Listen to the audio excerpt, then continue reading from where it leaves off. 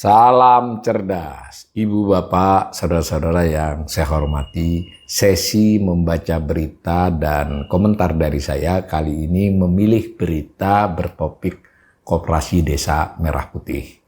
Saya ambilkan dari Infobank News ya, yang ditayangkan pada tanggal 1 Oktober 2025. Judulnya 1000 Kopdes Merah Putih beroperasi pekan depan. Menkop, aturan dan dana sudah siap. Ini ada gambar yang gambar dari rapat koordinasi Satgas Percepatan Pembentukan Kopdes Merah Putih ya. Entah ini gambar di kapan, tapi ilustrasinya begitu. Nah, lalu beritanya begini. Laju program strategis Koperasi Desa Merah Putih atau Kelurahan Merah Putih sudah memasuki masa krusial, yaitu penetapan skema dan mekanisme pembiayaan atau pendanaan bagi operasionalnya di seluruh Indonesia. Menteri Koperasi Peri Juliantono mengungkapkan saat ini sudah ada 4 aturan yang memayungi langkah Kopdes Merah Putih ke depan. Pertama, Peraturan Menteri Keuangan Nomor 49 Tahun 2025 tentang tata cara pinjaman dalam rangka pendanaan koperasi daerah, koperasi desa atau kelurahan ya. Saya selanjutnya menyebut koperasi desa saja, Merah Putih. Kedua, Peraturan Menteri Keuangan Nomor 63 Tahun 2022 tentang penggunaan saldo anggaran lebih pada tahun anggaran 2025 untuk pemberian dukungan kepada bank yang menyalurkan pinjaman kepada Kopdes Merah Putih. Payung hukum Kopdes Merah Putih semakin diperkuat dengan sudah meluncurnya Peraturan Menteri Desa dan PDT nomor 10 2025 tentang mekanisme persetujuan dari kepala desa dalam rangka pembiayaan Kopdes Merah Putih, ujarnya. Dikutip Rabu 1 Oktober 2025. Ditambah dengan hadirnya Peraturan Menteri Dalam Negeri Permendagri nomor 13 2025 tentang dukungan Bupati Wali Kota dalam pendanaan koperasi. Kita sudah siap, tinggal cek tanah untuk lokasi pembangunan gudang dan gerai-gerainya. Setelah itu Kopdes Merah Putih langsung jalan, jelasnya. Nah, saya komentari dulu ya, dari 4 peraturan yang sudah siap yang dikatakan oleh Pak Menteri Koperasi ini, semuanya terkait dengan permodalan atau pendanaan. Dari Peraturan Menteri Keuangan ada 2, yang satu sebetulnya adalah peraturan tidak operasional, tapi peraturan ada dansal yang dijadikan investasi pemerintah yang diletakkan di Bank Himbara. Lalu dengan demikian Bank Himbara memiliki dana yang bisa disalurkan sebagai kredit kepada Kopdes Merah Putih yang proposalnya memenuhi syarat. Jadi itu tidak langsung ke Kopdesnya, itu menjadi payung hukum. Ada dana 16 triliun di akhir masa jabatan Sri Mulyani diinvestasikan ke Kopdes, ke Bank Himbara. Nah, yang kedua ada Peraturan Menteri Keuangan juga tata cara pinjaman. Jadi ini tata cara pinjaman dari Kopdes ya. Jadi urusannya adalah urusan bagaimana ada dana lalu ada cara meminjam gitu. Nah, bahkan yang dari Menteri Desa pun sama.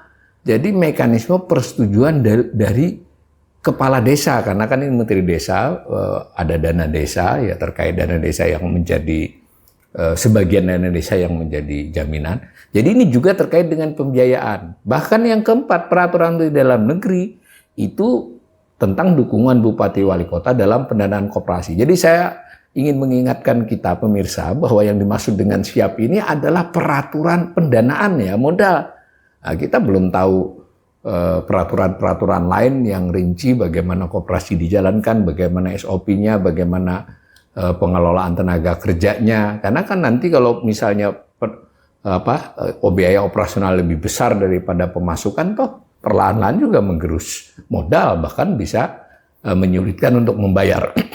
Menurut berbagai info, memang peraturan-peraturan itu sudah ada, tapi yang dikemukakan oleh Menteri Koperasi bukan itu. Jadi mungkin bagaimanapun kritik orang yang berkecimpung di koperasi atau pengamat atau penggerak koperasi, saya sendiri pernah, itu wah ini yang dimaksud siap ini siap untuk ada dana ya.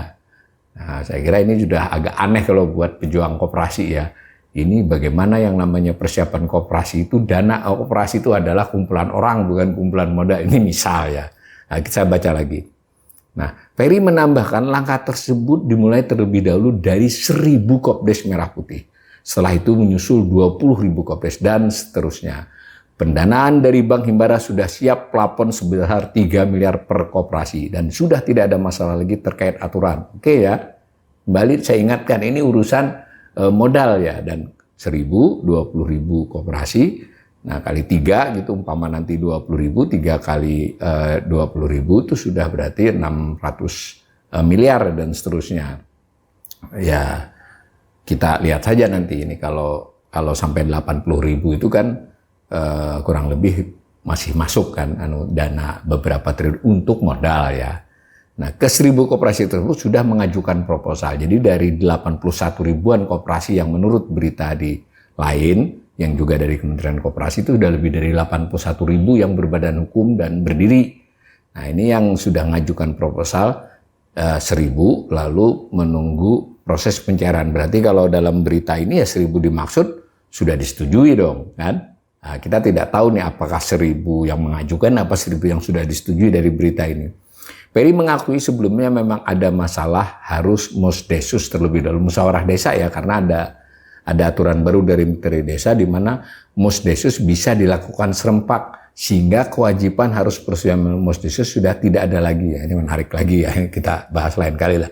Bahkan untuk syarat-syarat persetujuan kepala daerah pun sudah tidak ada lagi. Mankyu dan Dana Antara sudah oke bibirnya. Menurut Menko, pembangunan gudang dan gerai-gerai milik Kopdes Merah Putih menjadi satu keharusan karena ada fungsi sebagai off-taker hingga penyedia dan penyalur barang-barang. Itu harus satu paket. Nah, kalau ini sudah mulai menggambarkan ya operasinya seperti apa. Jadi digambarkan kalau dapat dana itu ada lahan, di berbagai informasi diusahakan lahan yang milik desa atau milik Pemda, jadi tidak beli lahan. Yang mayoritas begitu yang diprioritaskan, sehingga dana yang kredit tadi itu bisa untuk membangun gudang, membangun gerai-gerai dan semacam itu. Karena nanti fungsinya ada off-taker. Off-taker artinya mereka melakukan sendiri itu ya, pembelian dan sebagainya, tidak harus dari pusat, misalnya dari pusat antar koperasi mengirim ke situ, tapi dia melakukan sendiri keputusan di level desa. Tapi sekali lagi ini kita masih meraba-raba ya untuk sebagiannya. Kecuali dia sebagai penyalur gas melon, kemudian pupuk, saprodi, mungkin kan itu tidak off-taker sifatnya kan, karena dia langsung dapat barang dengan harga tertentu, dijual harga tertentu kan. Kalau off-taker dia melakukan proses di situ, bisnis di situ.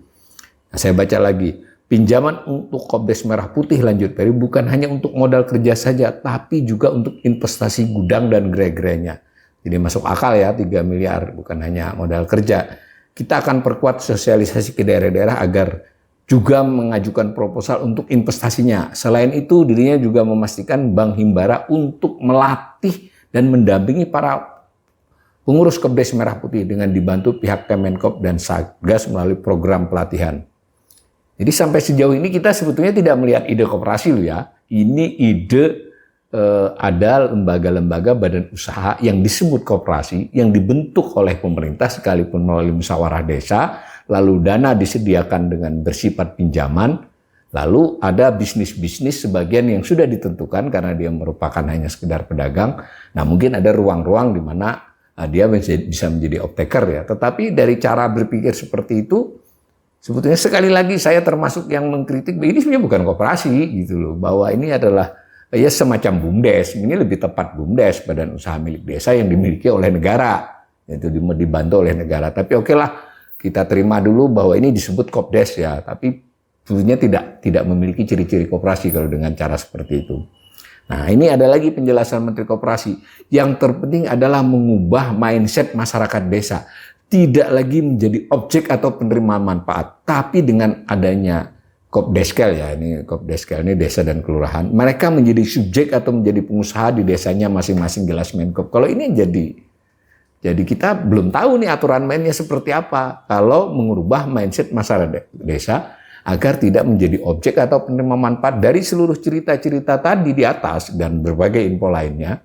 permodalan, kemudian penentuan model-model bisnisnya, aturan mainnya, bahkan dilindungi oleh berbagai payung hukum. Ini kan bukan mengubah mindset masyarakat desa. Saya kira sulit untuk tidak membuat persepsi di masyarakat bahwa Kopdes ini program pemerintah pusat di mana mereka masyarakat desa menerima manfaat.